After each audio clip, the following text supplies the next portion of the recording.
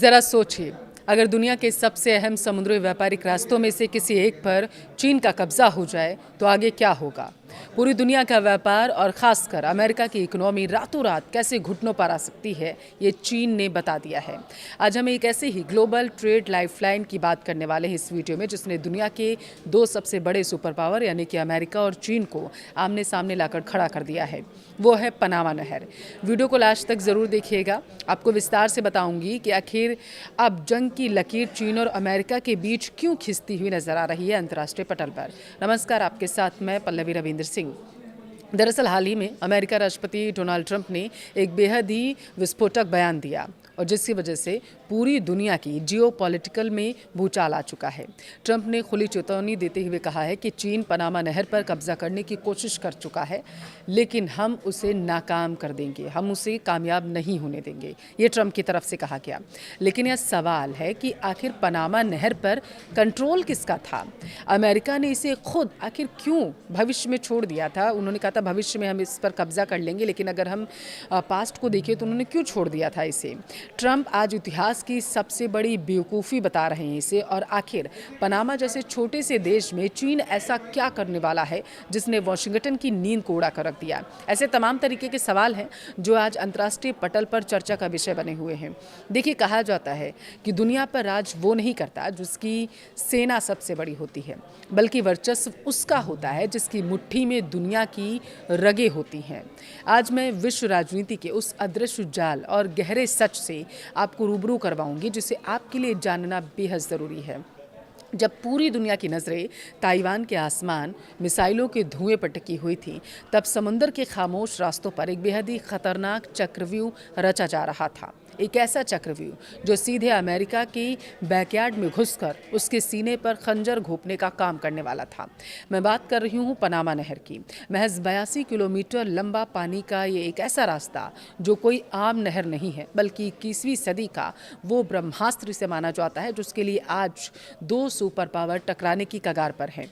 दशकों तक अमेरिका ने जिस नहर को अपनी जागीर समझा, आज उसी के किनारों पर ड्रैगन की खामोश परछाइयां मंडराने लगी हैं। डोनाल्ड ट्रंप की हालिया बौखलाहट और उनकी सख्त चेतावनी कोई साधारण राजनीतिक बयान नहीं था, यह उस खौफनाक सच्चाई का कबूलनामा था कि चीन अमेरिका की सप्लाई चेन का गला घोटने के कितने करीब पहुंच चुका है। वरना ट्रंप ऐसा बयान दे दें, हो ही नहीं सकता। आखिर कैसे एक छोटे से देश में चीन ने बिना एक भी गोली चलाए इतना बड़ा साम्राज्य खड़ा कर लिया। सबसे पहले तो आपको वही समझाएंगे पनामा नहर है क्या और यह इतनी पावरफुल क्यों मानी जा रही है। पनामा नहर सेंट्रल अमेरिका के देश पनामा में स्थित एक 82 किलोमीटर लंबा कृत्रिम जलमार्ग है। यह कोई साधारण नहर नहीं है, बल्कि यह अटलांटिक महासागर को सीधे प्रशांत महासागर से जोड़ता है। अगर यह नहर ना हो तो किसी भी जहाज को न्यूयॉर्क से सैन फ्रांसिस्को या फिर एशिया जाने के लिए पूरे दक्षिण अमेरिका महाद्वीप का चक्कर लगाना पड़ेगा। केप हॉर्न के खतरनाक रास्तों से गुजरना पड़ेगा। पनामा नहर इस सफ़र को लगभग 13,000 किलोमीटर यानी कि लगभग 8,000 मील और हफ्तों का समय कम कर देती है।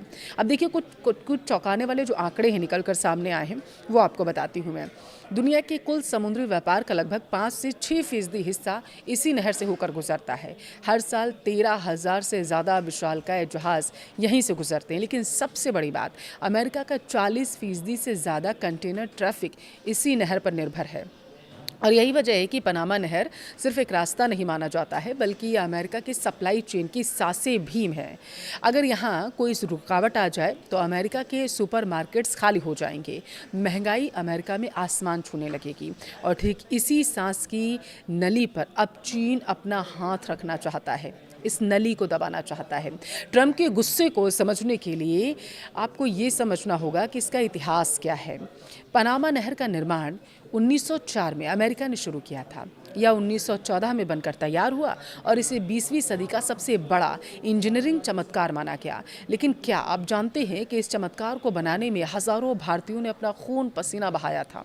जी हाँ, 19वीं और 20वीं सदी की शुरुआत में पंजाब, गुजरात और सिंध से हजारों भारतीय कामगार पनामा गए थे। इन्हीं में से एक थे पंजाब के भाग सिंह, जिन्होंने नहर निर्माण में महत्वपूर्ण भूमिका निभाई थी।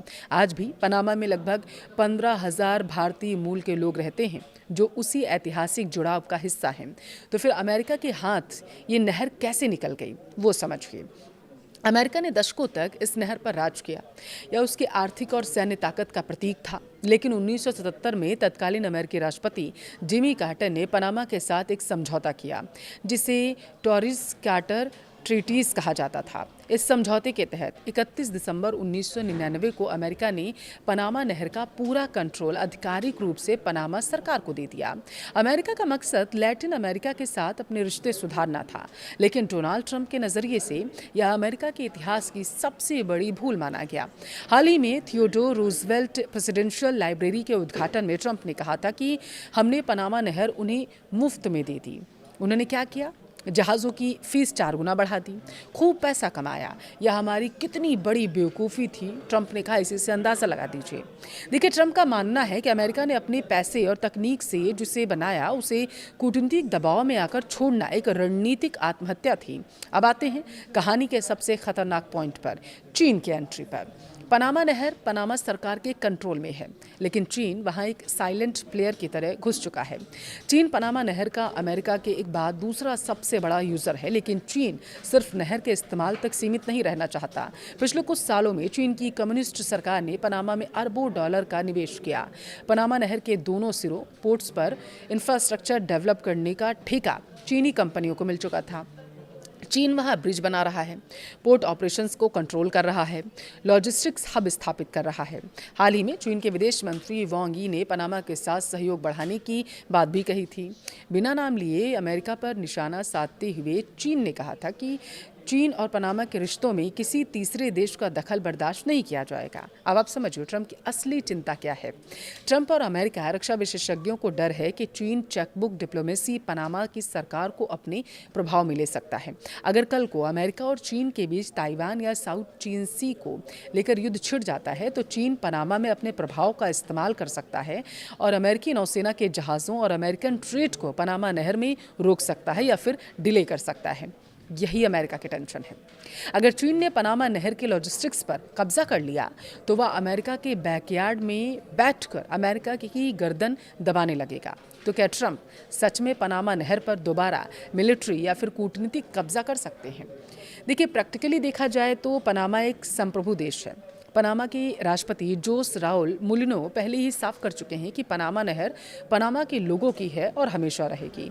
अगर अमेरिका जबरन नहर पर कब्जा करने की कोशिश करेगा, तो यह अंतर्राष्ट्रीय कानूनों का सीधा उल्लंघन होगा और पूरी दुनिया, खासकर लैटिन अमेरिका, अमेरिका के खिलाफ हो जाएगा।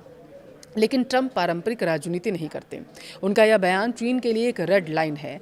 ट्रंप का सीधा संदेश है, हमारे बैकयार्ड में घुसने की कोशिश मत करो। अगर ट्रंप सत्ता में मजबूती से फैसला लेते हैं, तो यह पनामा पर आर्थिक प्रतिबंधों या फिर ट्रेड ट्रैफिक का दबाव डाल सकते हैं, ताकि पनामा चीनी कंपनियों के टेंडर रद्द करें। अमेरिका पनामा को यह चुनने पर मजबूर कर सकता है कि उसे अमेरिका का साथ चाहिए या फिर चीन का। अब देखिए, अगर हम निष्कर्ष के तौर पर इसे समझने की कोशिश करें कि अब क्या होने वाला है, तो पनामा नहर अब सिर्फ एक जलमार्ग नहीं रह गया है। यह 21वीं सदी की ग्लोबल पावर पॉलिटिक्स का अखाड़ा बन चुका है। एक तरफ डोनाल्ड ट्रंप का अमेरिकी फर्स्ट एजेंडा है, तो अपनी खोई हुई रणनीतिक ताकत वापस भी अमेरिका पाना चाहता है। वहीं दूसरी तरफ चीन का बेल्ट एंड रोड इनिशिएटिव भी है, जो चुपचाप पूरी दुनिया के अहम चेक पॉइंट्स पर अपना दबाव बनाना चाहता है। यह जंग अभी शुरू हुई है और आने वाले समय में पनामा नहर के पानी में जियोपॉलिटिक्स का भारी तूफान देखने को मिल सकता है। अब बारी आपकी है। आपकी इस मुद्दे पर राय क्या है, मुझे कमेंट करके ज़रूर बताइएगा।